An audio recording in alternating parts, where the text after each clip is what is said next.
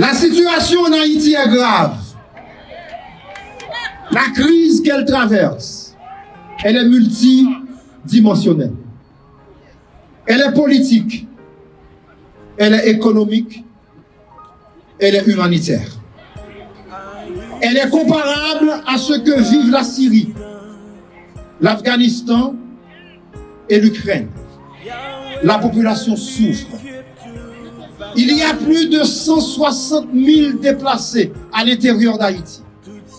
Des dizaines de milliers d'émigrés. Plusieurs centaines de morts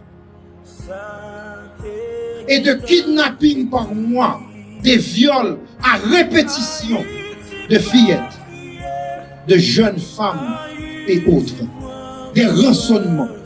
Les conséquences sont désastreuses. Les gens ont peur de sortir. Des enfants sont confinés à la maison par peur des balles perdues. Ce n'est pas une situation sur laquelle discourir. C'est pas bel français pour nous parler de cette situation, ça. Nous sommes dans l'urgence de l'agir. On nous dit ensemble, nous sommes dans l'urgence de l'agir. Nous ne sommes pas venus discourir. Nous sommes dans l'urgence de l'agir. À ce carrefour traumatisant, Haïti a besoin de nous. Nous, ses enfants, et nous, ses amis. J'aimerais vous le rappeler, quand Haïti le pouvait, Haïti a aidé plusieurs pays. Haïti a reçu beaucoup de réfugiés avec bienveillance sur sa terre qui était récemment libre. Qu'on rappelle l'aide d'Haïti à Bolivar en 1816. Fusils et munitions furent donnés à Bolivar pour mener à terme ses campagnes militaires victorieuses. C'est en Haïti, plus précisément à Jacmel, que fut créé le drapeau qui devint celui de la Grande Colombie et dont allaient naître entre autres ceux du Pérou et de la Bolivie. Haïti, dès sa naissance, en 1804, ouvrit ses bras à tous ceux et toutes celles qui voulaient vivre en hommes et femmes libres. Contrairement à la Révolution américaine de 1776, où les Noirs esclaves du sud des États-Unis furent exclus du statut d'homme libre, contrairement à la Déclaration universelle des droits de l'homme de 1789 en France, qui n'a pas considéré comme des hommes les Noirs de Saint-Domingue, anciens noms pour toute l'île. Haïti est le premier endroit de la terre où les notions de liberté et des droits de l'homme prendront en compte tout homme sans distinction de couleur. C'est en Haïti qu'on a permis à tout homme, quelle que soit sa couleur, quelle que soit sa religion, quel que soit son arrière-plan, c'est en Haïti pour la toute première fois que l'on dit tout le monde a droit pour vivre libre. On nous dit Haïti. Quand Donald Trump vomissait des insanités sur Haïti, le maire de Chicago a rappelé à Donald Trump toute la participation des Haïtiens à la société américaine. Parce que des gens fait nous croire que nous sommes petits peuples. Nous sommes grands peuples. Nous sommes grands peuples. Nous avons une grande histoire. Nous avons une grande histoire. Oui, c'est une histoire que de nombreux Haïtiens malheureusement ignorent.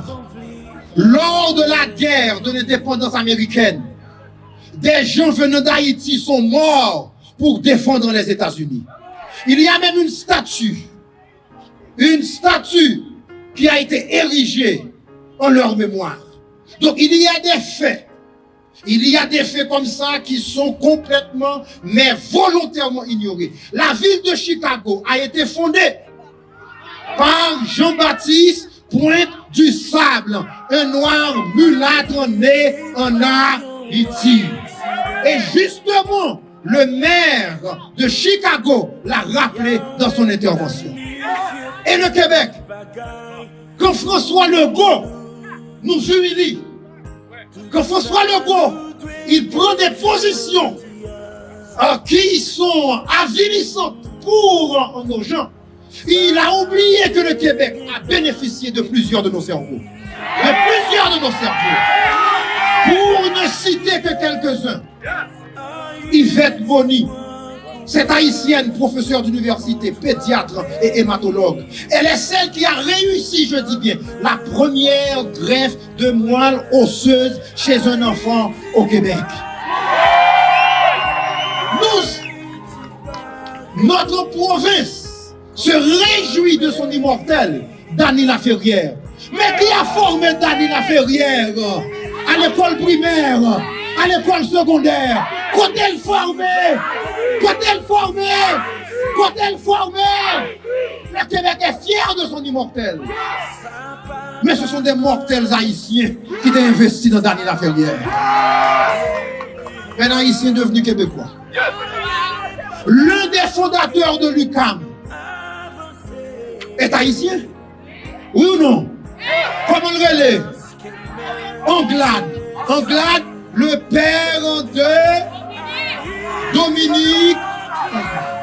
Que dire du système de santé québécois? Il enlevait tous les employés d'origine haïtienne. Ce serait l'effondrement. Si toute infirmière haïtienne, toute préposée, t'as dit n'a fait un jour, nous pas travail dans l'hôpital, système non d'accord.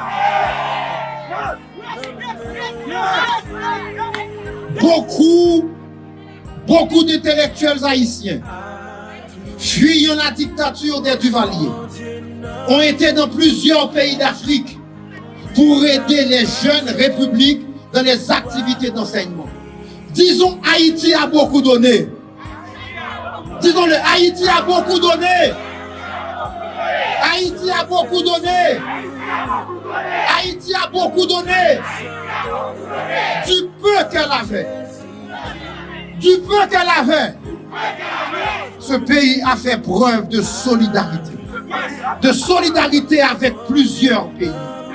Aujourd'hui, Haïti est à un carrefour difficile. Un carrefour où elle a nécessairement besoin de la solidarité de certaines nations dites amies. L'on voudrait croire que l'on récolte ce que l'on fait.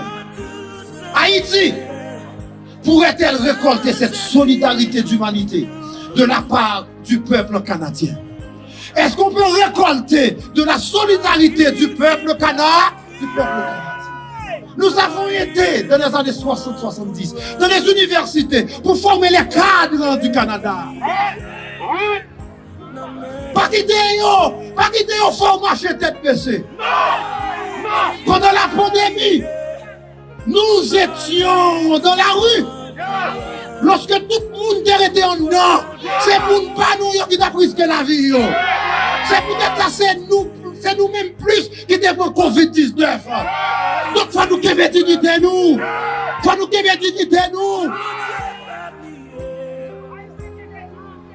Donc, nous avons besoin de cette solidarité. Yes. Disons-le, nous avons besoin de cette solidarité.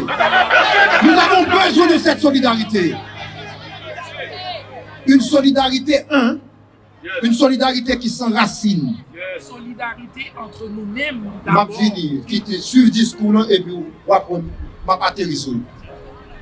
Donc, une solidarité qui s'enracine, dans le respect du peuple. On nous dit, une solidarité qui s'enracine dans le respect du peuple. On nous dit encore, une solidarité qui s'enracine dans le respect du peuple.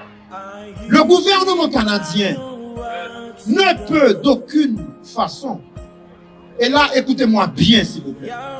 Le gouvernement canadien ne peut d'aucune façon prendre la voix de quelques figures pour celle de toute une communauté. Est-ce que vous êtes avec moi? Je reprends encore. Le gouvernement canadien ne peut d'aucune façon prendre la voix de quelques figures pour celle de toute une communauté.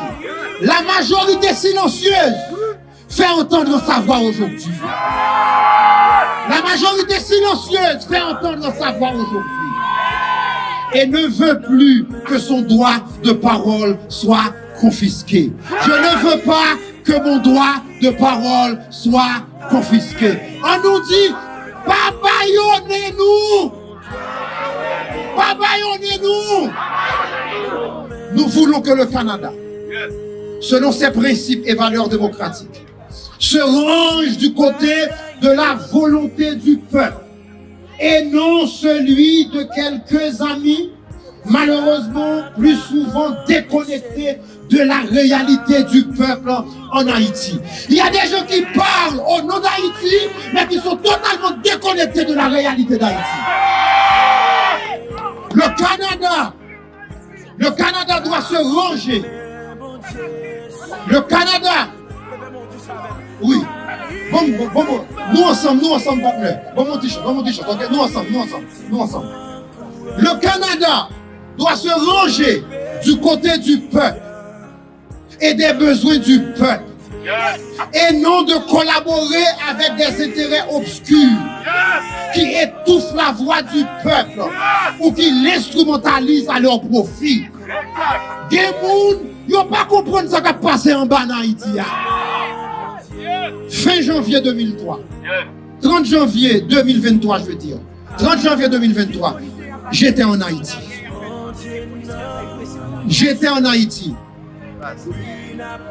J'ai parlé à de vrais gens. J'ai échangé plusieurs jours. C'est droit nous. Faut nous pas quitter les policiers après chose non. Pas entrer dans le combat avec eux, pas répondre avec violence. Mais c'est droit nous pour nous manifester. C'est droit nous. Ok, non, c'est droit nous tout. C'est droit nous. Ok, c'est droit nous. Maintenant, nous pas répondre avec violence, d'accord? Pas répondre avec violence. Restez campé droite, mais c'est droit nous. On nous dit c'est droit nous.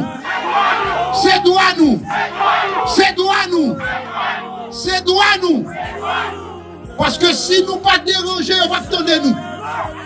Maintenant ça. Si nous pas déranger, on pas attendez. Nous pas craser, nous pas briser, nous pas frapper, mais nous qui doit camper quand on camper. Non, c'est droit nous. L'inscrit dans la Constitution canadienne, c'est droit nous. On nous dit ensemble, c'est droit nous.